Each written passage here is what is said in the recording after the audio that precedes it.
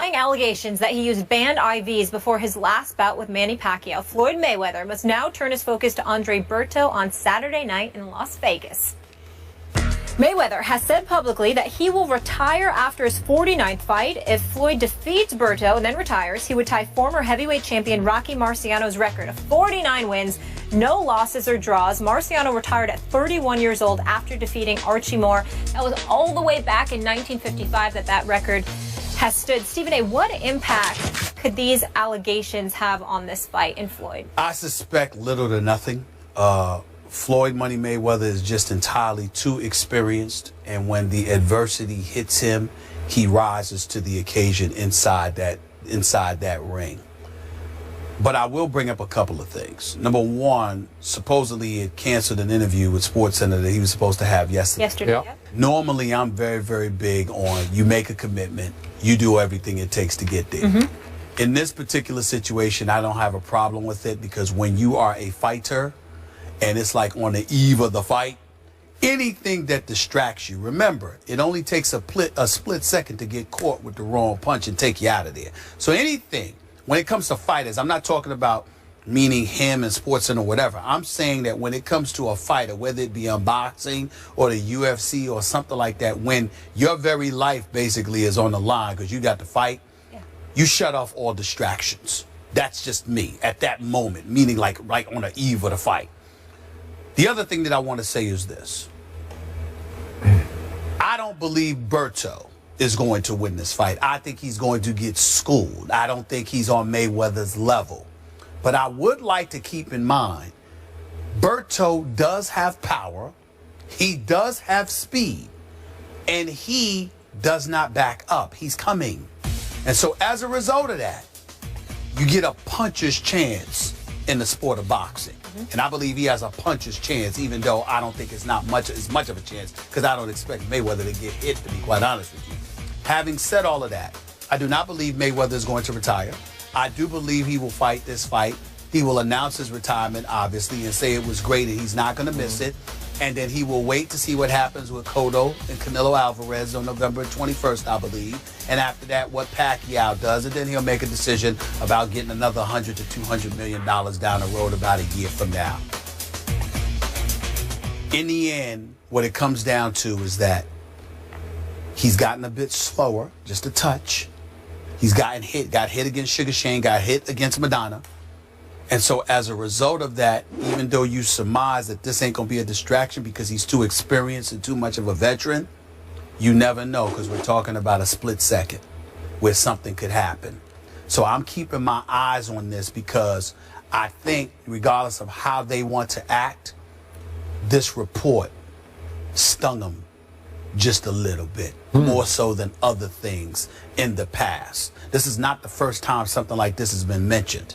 It's the first time it's gotten to this point. And I think that is categorically and emphatic as Leonard Ellaby was in denying to me personally that this is bogus, there's no truth to it whatsoever, this is much about nothing, this is a bunch of nonsense.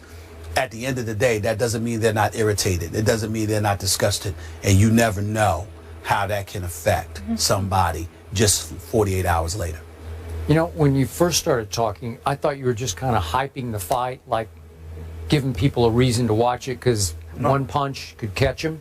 But the more you spoke, the more I thought you were showing your heart on this. You think that Floyd could be in a little bit of trouble here? I think it's possible from the perspective of, I don't think Berto, a boxer, is on Floyd Mayweather's level.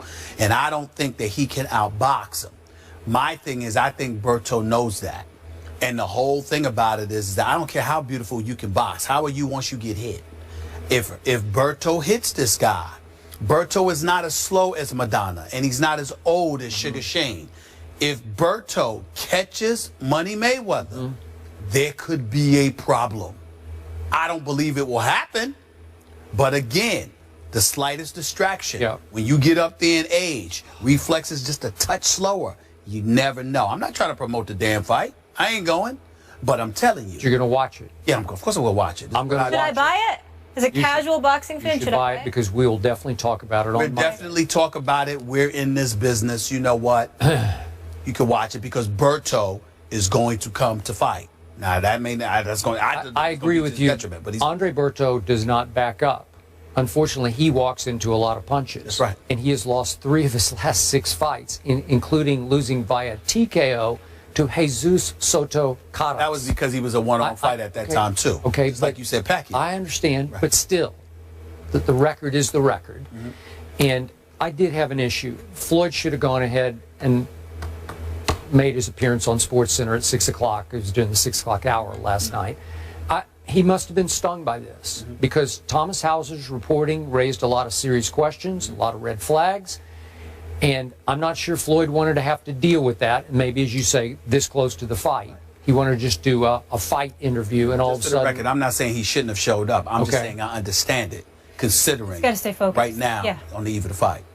But in the end, I am with you. This is where I do admire Floyd.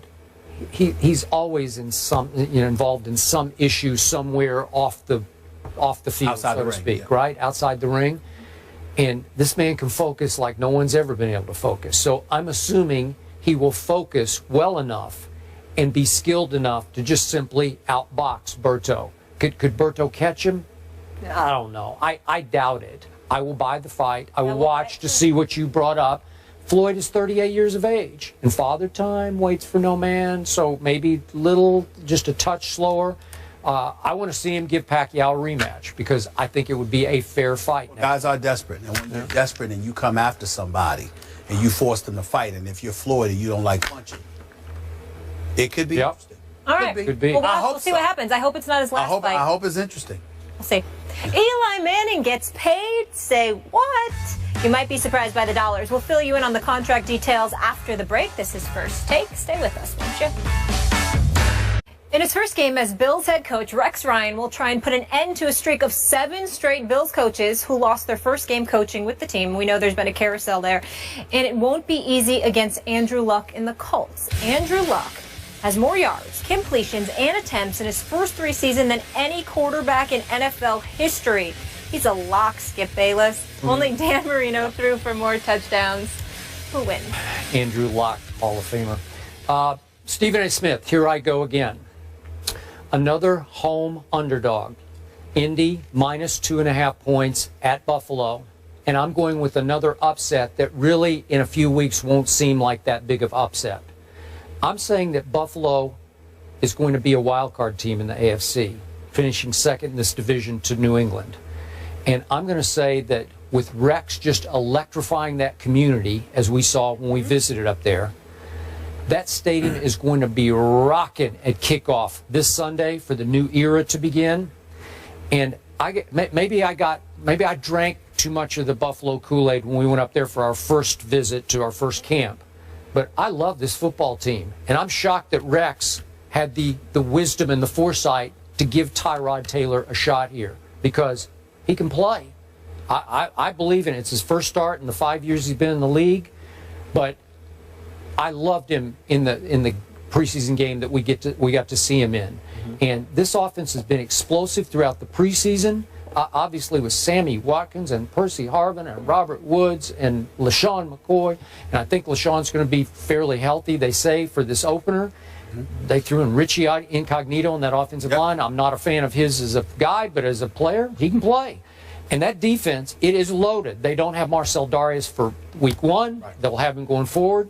But my God, that secondary is so deep, and Jerry Hughes and Mario Williams, and my God, it just everywhere I looked on that practice field that day, we looked over our shoulder at their practice, I saw talent. Yep. I saw a really good football team with big question mark at quarterback. But I think Tyrod's going to have a very good year for them, and I think it starts against Andrew Luck, whose team, I'm not saying Andrew Luck is overrated, but that team is being overrated. You got them going all the way to the Super Bowl. I just don't think they're that good.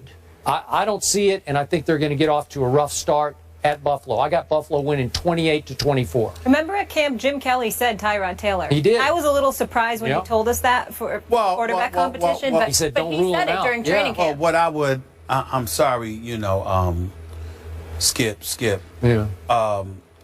Yeah, here we go. They don't have a quarterback. So why is it such a shock that Tyrod? I mean, my God. Because EJ Manuel, EJ Manuel or Matt Castle. Oh my Lord! Somebody has been picked over there. Please, both of them. I mean, both of them. I mean, they both lucky to be in uniform the way they've been playing. Even though EJ Manuel had a couple, at least one good preseason game. Here's the reality. Skip Bayless. If you pick enough teams that are the home underdogs, you're gonna get one right. So I think I'm going to get every one of them right. We'll see on Monday, won't we? But I got news for you. I don't always pick home underdogs. I like these. I'm just talking about today. But when I do, I win. This weekend. That's all I'm talking about. We're talking about last year's Open. I'm talking about now. Okay? Stay with me. With that being said, Skip Bayless, I'm going to agree with you. Ooh. I believe the Indianapolis Colts are going to lose this game. Hey. Hear that, people? Because here's what, first of all, the defense is big time. And we all know that it was big. First of all, they were 9-7 last year. And they were a pretty damn good defense. With Hughes, with Mario Williams, with Marcel Derrick, with all, I mean, they had a crew, okay? And then you Gilmore and Cersei and those ones. Listen, they have a crew. But here's the thing. Now you got Rex Ryan, who we all know from a defensive perspective is a genius. He really is. I don't use that word very often, but I give you genius. That's right. So here's the deal. When you look at that, what is Indianapolis supposed to be doing to offset that? You still got Andrew Luck. You don't have Reggie Wayne anymore. T.Y. Hilton is no joke. No. You got Fleener and Allen there at the tight end spots. I get that. Frank Gore is supposed to be the X factor. Yeah. Against any other defense than this or the Jets, you got me, or Seattle. But the fact that this game is against Buffalo on their home turf, the beginning of the Rex Ryan era, I don't see you being able to run the football effectively on them. I just don't see that. So now we get to the Bills on the offensive side of the ball. The momentum, the crowd, etc. With a guy like LaShawn McCoy there, with Sammy Watkins there. You got Tyrod Taylor who can make plays with his feet. I think he throws it pretty well, too. But I'm not saying. Okay. I'm saying the fact that you are a dual threat resonates with me. Because I think in a game like this, you're going to have to use your feet in order to be successful. I think the combination of all of that built off of the momentum of their defense, which finds a way to somewhat neutralize Indianapolis, I think is right for an upset. The last point I want to make was this. This is the biggest reason why I think Indianapolis is going to lose this game. And I hope I'm wrong. You know, even I'm not serious. I hope, because I don't care who wins the game today, this weekend. But I will tell you this. I don't trust Indy yet.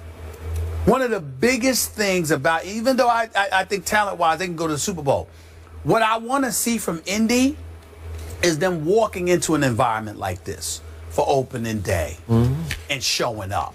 They're the type of team on their home turf they'll win, and the next week you can't even recognize them on the road. I want to see them respond to that. I got to see it to believe it. And until I do, I'm going to give Buffalo the edge in this one. I think Buffalo's going to win this game 24-23. Okay. Can you see Buffalo winning a wild card? No, I got the Jets going to the wild card. Do you really? Oh, that's bold. I got the Jets. Is LaShawn starting? I thought he's a little bit banged up. Do we know? They say he's a little bit banged up, but he says he will be ready for week one. He says he will be ready for week one. That'll be important. But they haven't said it. All right. You guys want to talk a little boxing? Why Having not? so much fun with NFL. But Mayweather, it's his last fight of his storied career this Saturday. That's what he's telling us. Will the recent allegations have any impact on the outcome? That is next.